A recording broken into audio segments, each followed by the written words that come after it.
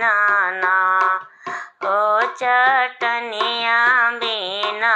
ना मैया ना करें भोजनिया ओ चटनिया बिना ना मैया ना करें भोजनिया ओ चटनिया बिना ना छोटे मोटे सीताला मैया बड़ी सवखिनवा हो चटनिया बिना ना हो चटनिया बिना ना मैया ना करें भोजनिया हो चटनिया नाना मैया ना करें भोजनिया ओ चटनिया बिना ना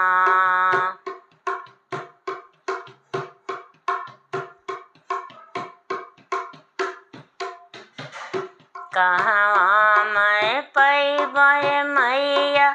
आमे कटी कोरवा हो कहाँ रे पैबो ना हो कहाँ रे पैबो ना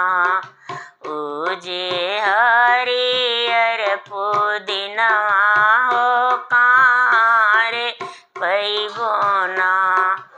उजे हरियर पुदीनवा हो कहाँ रे पैबो ना कहवा मैं पैबो मैया में कटी कोरवा हो कहाँ रे पैबो ना उजे हरियर पुदीनवा हो कहाँ रे पैबो ना उजे हरियर पुदीनवा हो कहाँ रे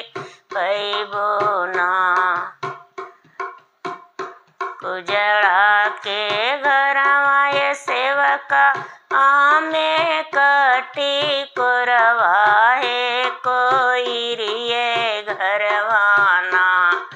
हे कोई